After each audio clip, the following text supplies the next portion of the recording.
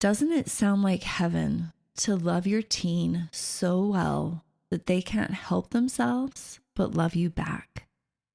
Welcome to Pivot Parenting. I'm your host, Heather Frazier. And together, you and I are going to build more peace and joy so that your family looks forward to being together in the fun times and so that you are strong enough to overcome any obstacle that your family might face. This is where small weekly shifts that you implement create lasting change so that peace and happiness can truly abound in your home. Once upon a time, once upon many times, a beautiful girl lived, but something awful happened. And she told someone she trusted about what had happened to her. What had happened that she didn't anticipate in a place where she thought she was safe. She shared with them how her trust had been broken in the person who had harmed her, how what she didn't want to have happen had happened. And then that trusted person that she was so scared to share what had happened with asked her why she didn't scream, fight back, why she'd let it get that far, why she put herself in that position in the first place, asked her what she'd done to invite such bad behavior toward her. And this beautiful, beautiful girl was so upset that she was judged, dismissed, disbelieved, unsupported, that she vowed to never tell anyone again, that she didn't matter, that she should never trust, that this is how the world worked, and she needed to adapt. My friend, welcome to Pivot Parenting. This is the same plot line that I personally have lived and heard from other people, from beautiful boys and girls who had something awful happen, and they went to somebody for support and understanding. And instead they were told, why did you put yourself in this situation? Why didn't you know better? Couldn't you tell they wanted to hurt you? And it breaks my heart every time I hear a beautiful child recount this. Why did you have to be such a tease? What were you wearing? And today, my goal for this episode is to help you understand what is helpful, what is not helpful, what we can do to teach all of our children. No gender is exempt from harm. How to present themselves to others, how to respect others, and how to seek help, and for you to understand how to offer the best kind of help when somebody comes to you and explains an awful situation. Because chances are good, we all know the statistics, I don't need to quote them, that somebody you know and love has been assaulted. And so I want to begin at the very beginning, which is, what is assault?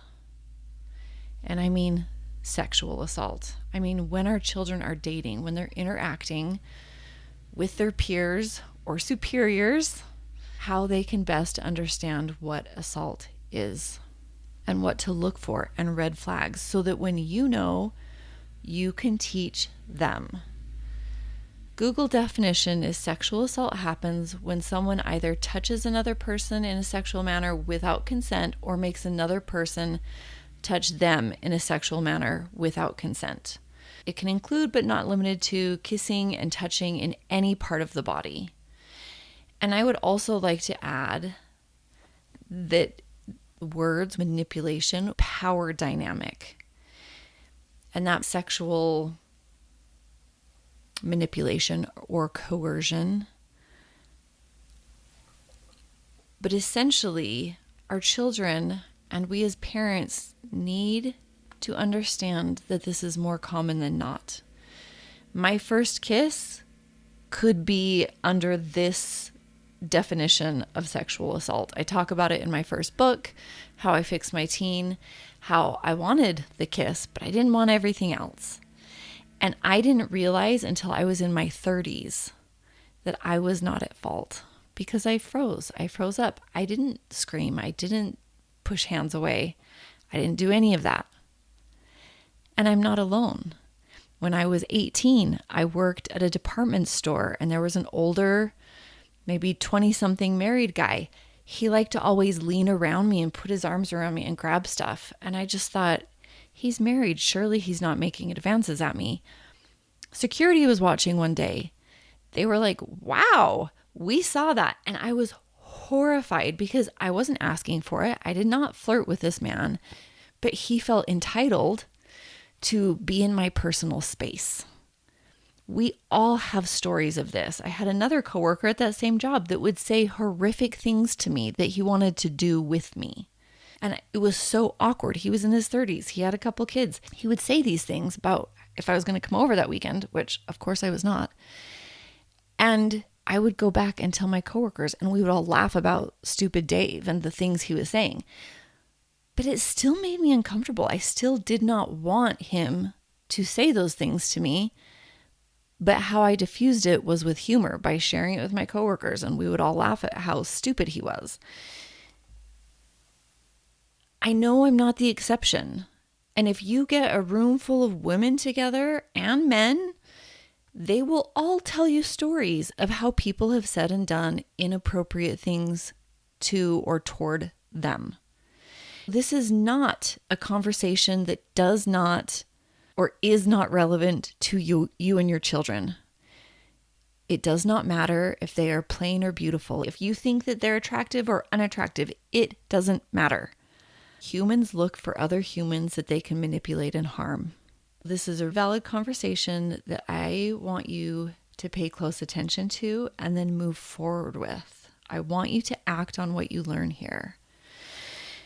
Now, I want you to know that there are simple truths we do not want to acknowledge about our kids or about our relationship with them that we need to acknowledge in order to be most helpful in guarding, protecting, and helping our children problem solve for when these things happen, because most likely they will happen to some degree or another. Number one, our children are sexual. Every human on the planet is a sexual being. Now, this might come on a broad spectrum. Some people are naturally more inclined to be sexual than others. That's fine. But our children have some level of sexuality that we want to acknowledge and help them acknowledge. And it is not a bad thing. It is a God-given thing. In fact, one of the first things God told the first humans was to multiply and replenish the earth. So our sexuality is God-given. The second thing is they will seek answers to their questions. And whether that's Google, whether that's their friends, whether that's the dark web, whether that's magazines, porn, they will seek answers. It best be by you. Simply telling your children, ask any question and I will give you the answer. And I know this is awkward with our oldest. We've always told our children, if you hear anything you don't understand, come to us. We'll explain it to you.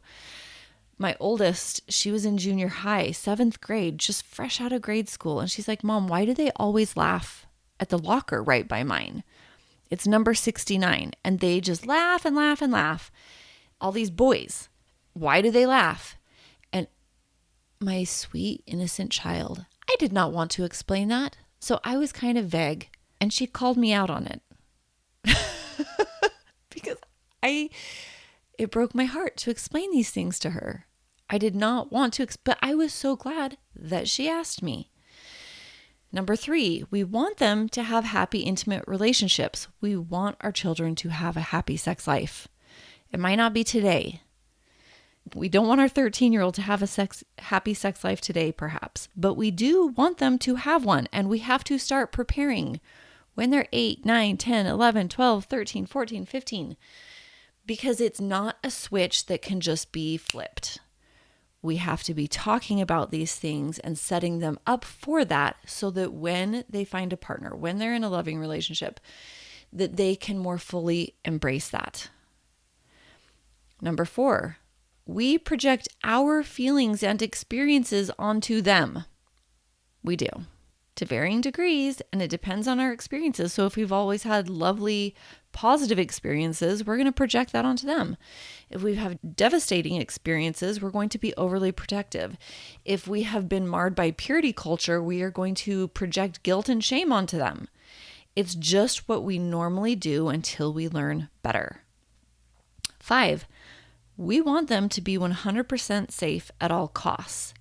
And sometimes this backfires and is always unrealistic.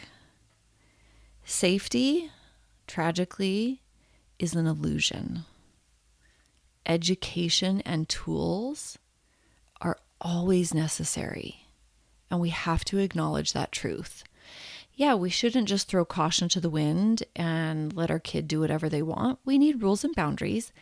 And even within rules and boundaries, we cannot put a bubble of safety around them.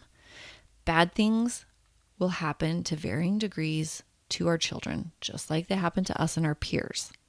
The next one is that we can treat boys differently than girls in unhelpful ways. Our gender biases come through.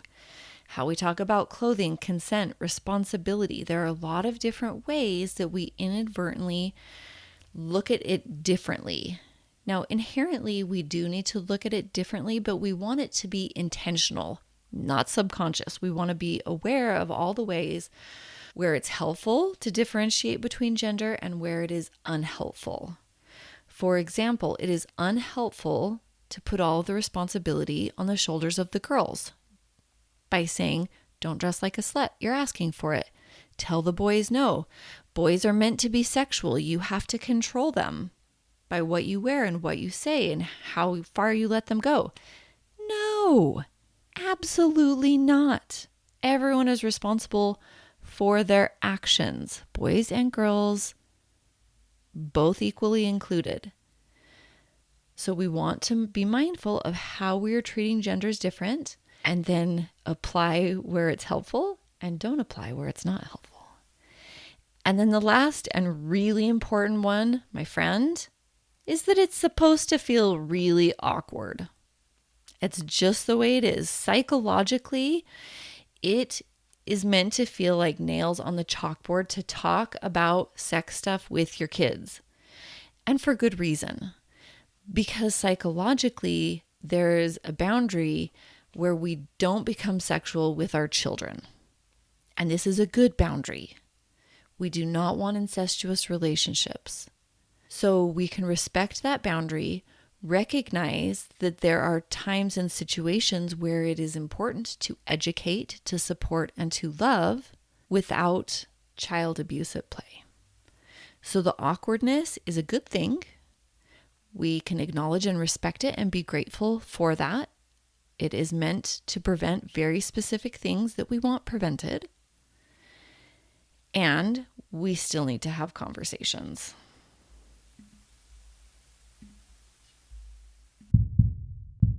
Imagine your teen walking into the room and your heart skips a beat because you're so excited to see them.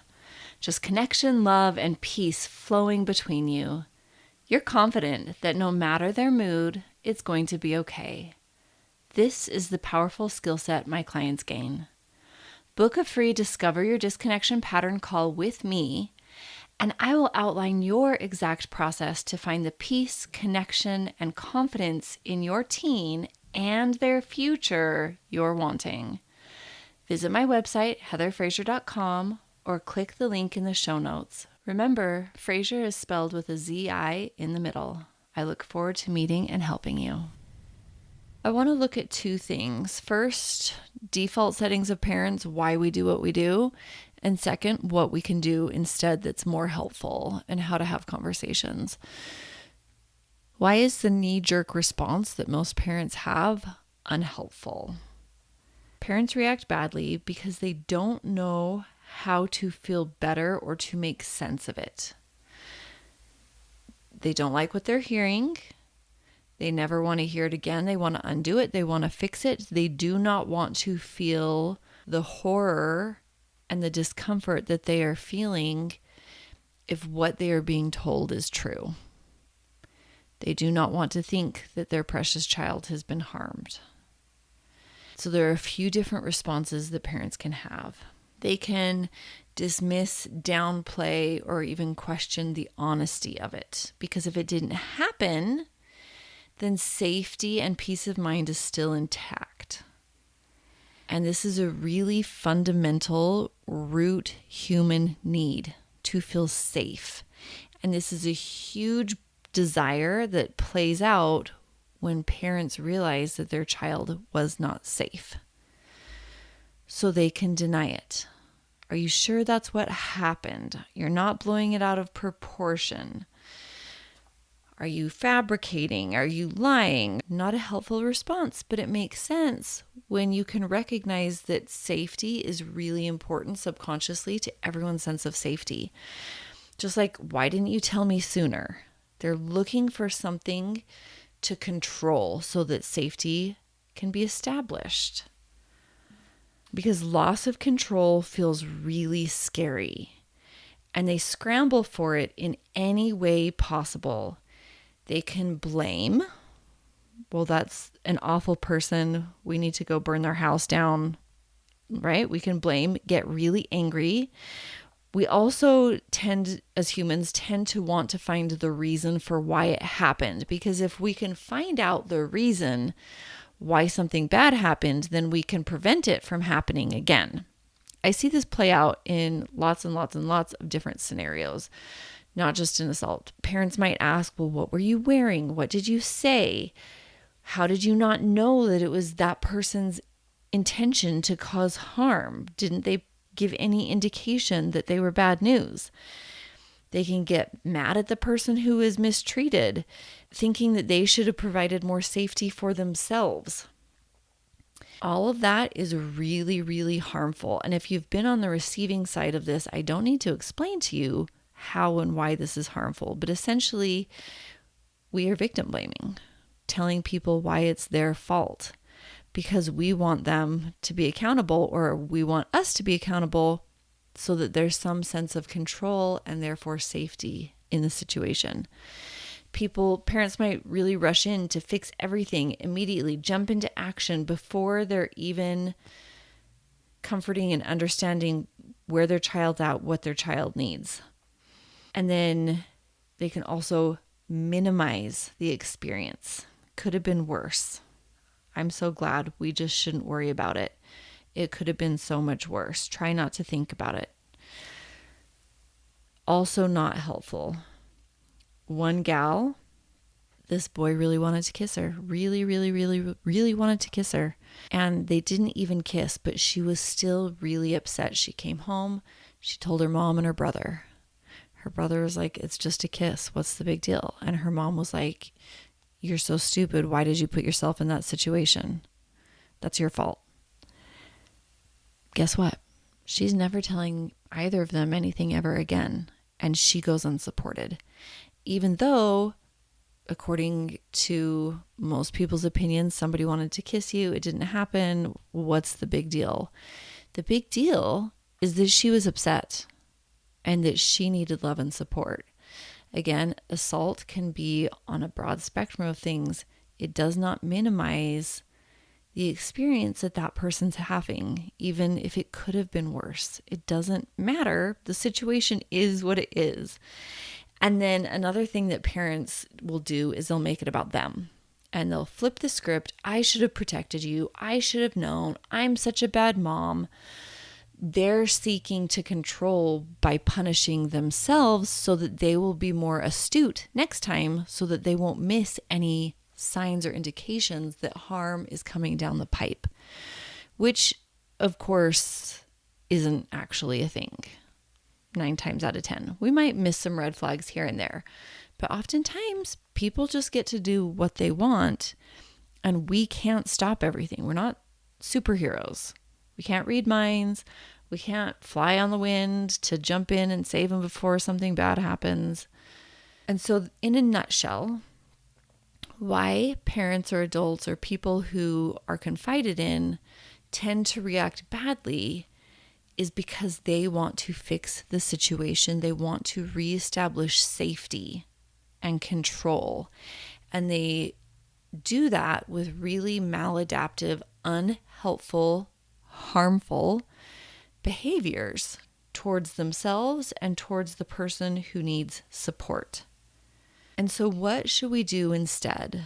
First and foremost, we need to steady ourselves and have grace for ourselves and whatever comes up for us when our child says, hey, this is what stepdad's doing, or this is what my boyfriend did, or this is what my girlfriend did, or this is what my teacher is telling me at school. Any of those types of situations, you will have a visceral response. And then it is really important to recognize your response, and that is your responsibility to quell that, to soothe yourself so that you can be most helpful to your child. There are a few things that we can do. Number one, believe them in entirety. Full stop. If you can do that one thing, good job. Believe them. We do not want to rush in and fix. We do not want to talk over them. They have come here to share. We need to allow them to share. That means we're doing listening, not talking. And it might be really hard, and there might be a lot of empty silence. Let there be silence. They will fill it. Say things like, thank you for telling me. I believe you. I'm sure it was scary for you to share this, but I'm so glad you're telling me. What happened is not your fault. They are also going to look for reasons or flags or things that they missed because they didn't like what happened either. It is really important to reiterate over and over that what happened is not their fault, because people are accountable for how they treat others. Full stop. We want to confirm safety. You are safe now. We will figure out what to do next together. I want you to be comfortable. I am upset that this happened to you, but I am not angry at you. I'm sorry this happened, but your feelings make sense. Anything that you think or feel makes sense. Offering them professional help and keeping that offer on the table if they don't want it initially. There are a lot of really great trained professionals there to support them and reporting issues, prioritizing your child's healing over your desires, over what things might look like. So seeking appropriate medical, therapeutic, legal support when that is needed. And then to make sure that they know your love for them has not changed. I have also heard from children that parents look at them differently and treat them differently when they find things out. We do not want to do that. We want to be just as unconditionally loving and accepting and nurturing. We want to thank them for trusting us with something so personal. We want them to know that they are not alone, that we are there with them, that we can do things together, and we can also give them space. There are a lot of different ways to interact with your child, but it's really hard to access what to say or do when we're really upset. And so it is important to take a moment to catch our breath. And this might take 5 seconds in the room. It might take us going for a little walk around the block for 5 minutes. It might be us sitting and crying with them. There are a lot of different ways that can look like. But for us to not just knee-jerk response, what were you thinking? But instead, I am so sorry. Tell me more. Tell me everything you're comfortable with sharing. We want our children to have autonomy in their lives, and this includes in their sexuality. Because when we feel independent, autonomous, we claim our power. And we want our children to feel like they have power in their own lives, because this is what creates the healthiest mindset for them in all of the areas of their life. Offering that we trust them, offering that we love them unconditionally regardless of what has happened, and repeating this, because saying it once is not enough. We need to consistently repeat that they are more than their own actions, and they certainly are not anyone else's actions toward them. One of my favorite visuals, and this goes in any kind of harmful behavior, not just sexual, but is handing that person back their bad behavior and no longer accepting it. So if your parents, for example, said really awful things to you, handing that back to them. And it's just something I do in my mind. I can see my hand just like handing it over. Like, you thought that I was the worst, and I'm giving that back to you. I no longer accept that. And people's actions toward us or at us, we can also hand back to them. That is your responsibility. So when I realized in my 30s that my first kiss was not consensual in all of the ways, I was able to mentally hand that back to that person and no longer carry that shame around with me of what had happened, because it could have been anyone and it happened to be me, but it was all their responsibility, not mine. There are a few definitions that I want to go over that you need to understand as a parent so that you can teach your children. Both genders need to understand this, because every individual, regardless of gender, is accountable for their behavior. And so it's not just education for one side of the spectrum or the other, but for everyone to understand, because everyone is accountable for themselves. The first one is consent. Consent is a clear, informed, voluntary, and ongoing agreement to participate in any kind of physical, sexual activity. It's freely given. It's not pressured or manipulated or coerced. We'll go over those words in a second. It's very specific. Agreeing to one thing does not mean agreeing to anything else. It needs to be ongoing. Our kids need to understand that they can change their mind at any point. For example, they can talk about how exciting prom will be and what they want to do at prom and all those things. And then halfway through, somebody can change their mind and withdraw consent, and that is okay. It has to be mutual. Both people understand and want to participate, and it has to be informed. We need to understand what we're agreeing to. Consent cannot be given by someone who's unconscious, asleep, drugged, intoxicated, to the point that they cannot make informed decisions. It's really important our kids understand this, because a lot of people do not understand what constitutes rape, and they need to understand. Coercion is also something really important to understand. Coercion is pressuring, manipulating, guilting, threatening, or repeatedly persuading someone into a sexual activity. Funny example of this, if you can even call it funny. When I was a senior, there was a kid, he was a sophomore. We were friendly enough. I think we took an art class together or something, so I knew who he was. We met at like an after-school dance or something, and his friends were there, my friends were there, and everybody was like, he really wants to kiss you. He really wants to kiss you. Basically, I gave in to kissing him by the end of the night, and he came at me with his teeth and made my lip bleed. I don't think he'd ever kissed anybody in his life. Coercion. And it's a funny story. I didn't think terribly at it at the time, other than like, oh, you silly kid. But that's coercion.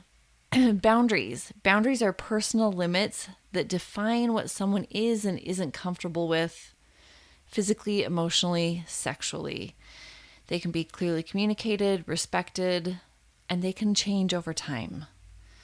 Sexual assault, I already defined, but again, unwanted touching of any kind.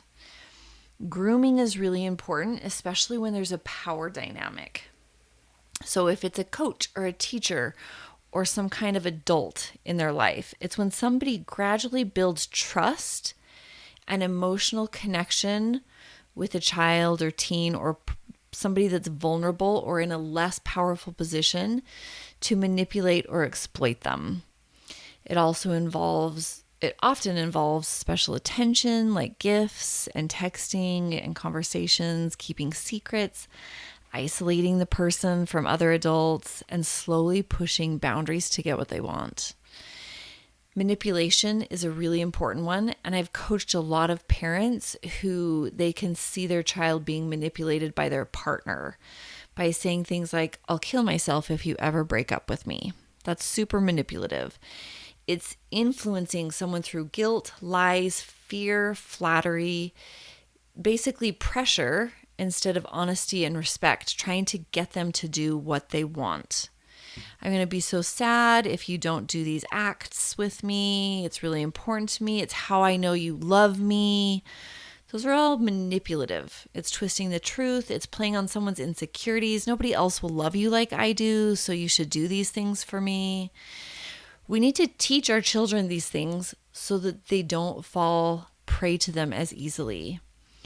And then red flags can be extreme jealousy, controlling behavior, ignoring boundaries, isolation from friends or family, pressuring someone, and frequent put downs, humiliation, yelling, loss of temper, blaming somebody for their feelings or behaviors, like saying, "It's your fault I lost my temper." That's a huge red flag. That's abusive. And then victim blaming is something we really need to understand so that we don't do this to our children and so that other people don't do it to them. This happens when responsibility for bad behavior is placed on the person who was the recipient of the bad behavior. Examples of this could be like, what were you wearing? Why were you drinking? You should have known better. Why didn't you just leave or scream? None of that business. And then somebody who is a bystander can either be helpful or not. And a bystander is just someone who's witnessing a potentially harmful or unsafe situation. Now, of course, they also need to stay safe. So they can check in with the person who seems uncomfortable. They can interrupt the situation. They can just leave to go get help so that they're unidentified. Or they can stay with someone who appears to be vulnerable. And then there's also digital consent. We live in a digital world. It means respecting someone's privacy and choices online, not sharing intimate photos without permission, not pressuring someone to send images, respecting someone's decision to say no. Those are all really important. And our kids also need to understand ramifications of being a minor, being an adult, what legally that can look like, and having conversations that varies from state to state, but understanding that if your kid is sending or receiving images, what could happen if they are doing those things or requesting those things or spreading those things. Several times, even in junior high, my kids would come home and say, so-and-so got arrested because they were showing images on their phone to everyone, or they were texting images out to everyone. There are real ramifications. Our kids need to understand this. Those are a few different definitions. I know I've sped through them, but it should get the ball rolling for important conversations that you need to have with your child. I promise you the best way to safeguard them is not to lock them in a box and never let them out. It is to educate them, to be prudent with your rules and consequences, to have conversations where they will come to you and say, "Hey, this thing is going on. I want to share with you." To ask them, "Hey, how's it going with your boyfriend? Here are some pretty common red flags," or "I've noticed this," or "How do you feel about this? I've noticed he doesn't really like being around the family. What's going on?" Right? Just to ask hard questions, to be a little bit nosy in loving and kind ways. And when they share things, do not, please, I beg of you, do not overreact. That is a surefire way for them to not want to share with you again. Tell me more. Help me understand. Stay calm. You can freak out later. I have had to walk away from conversations and completely lose my mind. Don't lose it in front of your kid. And if you do, repair. repair. Because you're not a robot and sometimes we lose our minds. If you can, do that later when they're not around. Be a cool cucumber. Ask questions. Stay grounded. You should be listening more than speaking. Let them talk. Validate their experience and love them no matter what.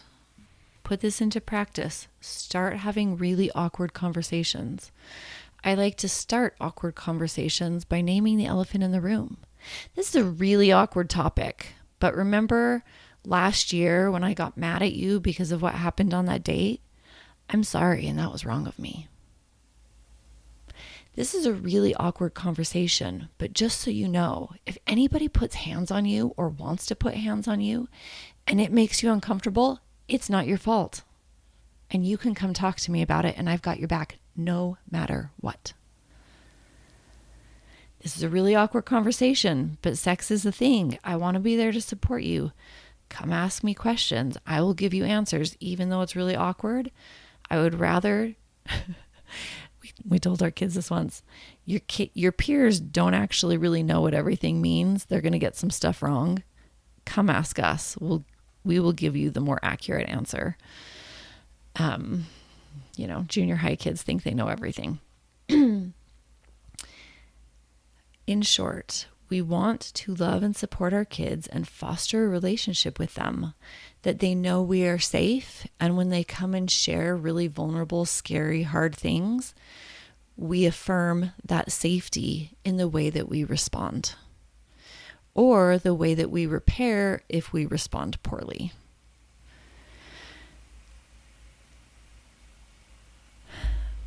Give this a try. Tell me what you think. As always, share episodes with people that you think might appreciate and learn and grow from it. And I'll talk to you next week.